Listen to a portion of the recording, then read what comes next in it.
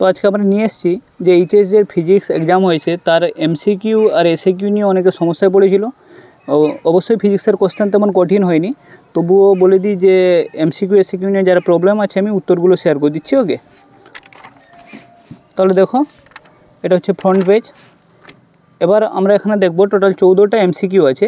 প্রথম আছে যে 5 সেমি ব্যাসার্ধের একটি বৃত্তের কেন্দ্রের 100 মাইক্রোক্রোম তড়িতাধান অবস্থিত একটি একক ধনাত্মক আধানকে বৃত্তের পরিধি বরাবর একবার প্রদক্ষিণ করে দিতে কতটা কার্য হবে। আমরা জানি বৃত্তপথে যদি কোনো কিছুকে ঘোরানো হয় বা প্রদক্ষিণ করানো হয় তাহলে কোনো কার্য ইনভেস্ট হয় না ওখানে, তাহলে এটা অপশান ডি। ওকে, 0 জুল। পরের কোশ্চেন আছে একটি ধারকের ধারকত্ব দিয়েছে, বিভব দিয়েছে।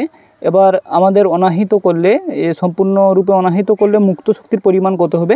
আমি ক্যালকুলেশন পার্টটা পরে দিয়ে দিব, শুধু তোমরা এখন দাগ নম্বরগুলো মিলিয়ে নাও। এর উত্তরটা হচ্ছে 0.04 জুল। ওকে, পরের যে কোশ্চেনটা আছে যে 100 ডিগ্রি সেন্টিগ্রেড উষ্ণতায় একটি বাল্বের ফিলামেন্টের রোধ যদি 100 ওহম হয়, যদি রোধের উষ্ণতা গুণাঙ্কের মান 0.005 পার ডিগ্রি সেন্টিগ্রেড হয়, তাহলে কোন উষ্ণতায় রোধটির মান হবে 200 ওহম। এর অপশান সি, যেটা অ্যান্সার হচ্ছে 400 ডিগ্রি সেন্টিগ্রেড। ওকে, পরে যে কোশ্চেন আসছে একটি তড়িৎবাহী দীর্ঘ ঋজু তারের বহিস্থ সুষম চৌম্বক ক্ষেত্রের সঙ্গে যদি থিটা কোণ করে রাখা আছে, তাহলে তারটি সর্বোচ্চ বল অনুভব করবে কতটা যদি ওটা থিটার মানটা 90 ডিগ্রি হয়। ওকে, পরে যে কোশ্চেনটা আছে তড়িৎচুম্বক তৈরিতে নরম লোহা ব্যবহার করা হয়, কারণ নরম লোহাতে কি আছে, নরম লোহার হচ্ছে উচ্চ ধারণ ক্ষমতা ও নিম্ন সহনশীলতা। ওকে, পরের যে কোশ্চেন আছে 6 দাগের, যখন একটি চুম্বককে কুণ্ডলীর দিকে অগ্রসর করানো হয় তখন উৎপন্ন তড়িৎচালক বলের মান কি হবে। এবার যে স্টুডেন্ট পরীক্ষা দিয়ে এসছে এটা হচ্ছে তার দাগ, কিন্তু এটা উত্তরটা হবে চুম্বকের গতির উপর। ওকে, গোল করে দিয়েছি যেগুলো সঠিক উত্তর আছে। পরের যে কোশ্চেনটা আছে যে ডিসি অ্যামিটারের সাহায্যে পরবর্তী প্রবাহ পরিমাপ করা যায় না, কারণ অ্যান্সার হবে অপশান সি, একটি পূর্ণ চক্রে তড়িৎ প্রবাহের গড় মান 0 হয়।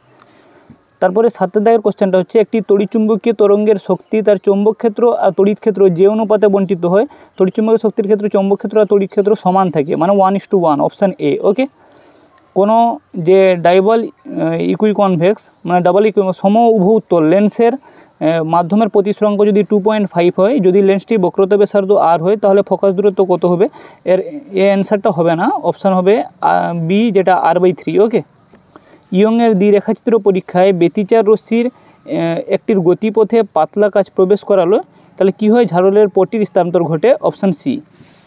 পরের যে কোশ্চেন আছে যে সম্পৃক্ত আলোক তড়িৎ প্রবাহ মাত্রার মান কিসের উপর নির্ভর করে, সেটা হচ্ছে আলোক প্রাবল্যের উপর। কম্পাঙ্ক, নিবৃত্তি বিভব, কার্যবিভব কোনো কিছুর উপর নির্ভর করে না।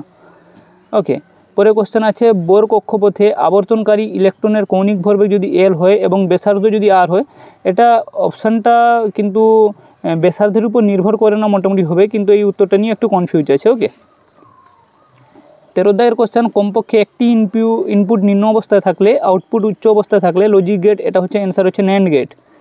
আর লাস্ট এমসিকিউ হচ্ছে একটি যে প্রক্রিয়ায় বাহক তরঙ্গের বিস্তার তথ্য সংকেতের তাৎক্ষণিক বিস্তারের সাথে সমানুপাতিক করা হয়, এটাকে আমরা বলবো FM, যেটা হচ্ছে বিস্তার মডিউলেশন। ওকে, ফ্রিকোয়েন্সি মডিউলেশন।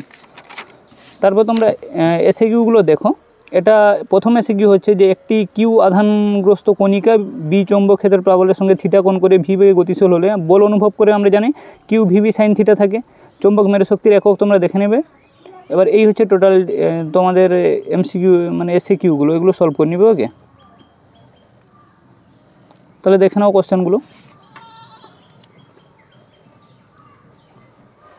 আচ্ছা, এটা 2 মার্কের কোশ্চেন আছে, 2 মার্কের 5টা কোশ্চেন আছে। কোশ্চেন অবশ্যই সহজ হয়েছে, আর এগুলো যদি সলিউশন চাই এগুলো PDF আমি ডেসক্রিপশনের লিঙ্কে দিয়ে দিব, ওটা প্রোভাইড করে দিব। ওকে, এটা অনেক ইম্পর্টেন্ট কোশ্চেন ছিল এবছরের জন্য, প্রায় মোটামুটি কমন এসছে, পাস করার জন্য যথেষ্ট। ওকে,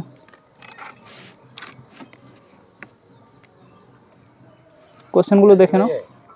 ওকে, এবার গ্রুপ সির তোমরা কোশ্চেন দেখো, যে 3 মার্কের যে কোশ্চেনগুলো এসেছিলো গ্রুপ সির কোশ্চেনগুলো দেখো। অবশ্যই এটা ইম্পর্টেন্ট কোশ্চেন ছিল যে এই যে tau equal to P cross C, এই কোশ্চেনটা ধারকের ধারকত্ব কিসের উপর নির্ভর করে, শ্রেণী সমবায়ের তুল্য ধারকত্ব, এটা খুবই সহজ কোশ্চেন এবছরে এসছে, যেটা আশাও করে গিয়েছিল না। আর এম্পিয়ারের চক্রীয় সূত্র এটা বলেছিলাম, আর এটা হচ্ছে সলিনয়েডের যে চৌম্বক ক্ষেত্রের রাশিমালা, এটাও ইম্পর্টেন্ট কোশ্চেন এবছরে ছিল। আচ্ছা দেখো, এটা থেকে রামন ক্রিয়া, এটা আগের বছরের কোশ্চেনটা। ওকে,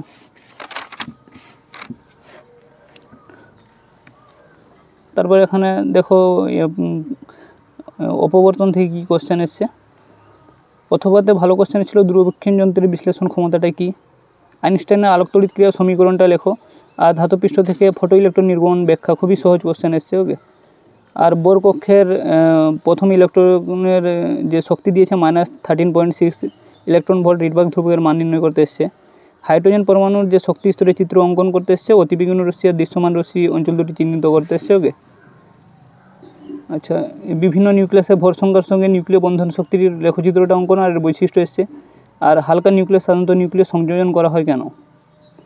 মোটামুটি কোশ্চেন ভালো এসছে, কোনো খারাপ নেই। দেখো, আলোক নিঃসরণ মানে এলইডি কাকে বলে অঙ্কন করতে এসছে, বায়াসিং ক্রিয়াটি ব্যাখ্যা করতে। এমপিএন ট্রানজিস্টারের এসছে বর্তনী সহ চিত্র অঙ্কন করতে। আর এটা তো খুবই ইজি কোশ্চেন, ওর গেটের লজিক চিহ্নটা আঁকতে, ট্রুথ টেবিল আর সংযোগ ডায়োড ব্যবহার করে এই গেটটি কীভাবে তৈরি করা যায় তার চিত্র এসছে। গ্রুপ ডিতে দেখো 5 মার্কের যে 3টা কোশ্চেন এসছে। তড়িৎ প্রবাহ ঘনত্ব আর স্লোথন কাল বলতে কী বোঝো। আর এখান থেকে মোটামুটি এই কোশ্চেনটা পটেনশিওমিটারের নীতি, আর এখানে যে লুপের অঙ্ক, কারশফের সূত্র ব্যবহার করে কেসিএল কেভিএলের একটা অঙ্ক। দেখো, খুবই সহজ অঙ্ক এটা। অবশ্যই যদি সলিউশন চাও আমি সলিউশন তারা দিয়ে দিব। আর এসি জেনারেটরের চিত্র অঙ্কন এসছে। আর তড়িৎচালক বলে রাশিমালা এসছে। মোটামুটি যারা অঙ্ক করেছিল তারা এই অঙ্কটা আরামসে করতে পারবে। ওকে, লাস্ট কোশ্চেন এটা, যে ঝালরের প্রস্থ কী। ইয়ংয়ের দ্বিরেখাচিত্র পরীক্ষায় ব্যতিচার ঝালরের উজ্জ্বল ঝালরের বেদ আর অন্ধকার ঝালর প্রস্থভেদের সমানের প্রমাণ করতে। এটা হর্সের কোশ্চেন। একটি ব্যতিচার ঝালর অববর্তন ঝালরের নকশা দুটির মধ্যে পার্থক্য লেখো। ওকে, তো এই ছিল টোটাল তোমাদের ফিজিক্সের কোশ্চেন। আর যারা ইংলিশে দেখতে চাও তারা ইংলিশের কোশ্চেনগুলো দেখে নাও।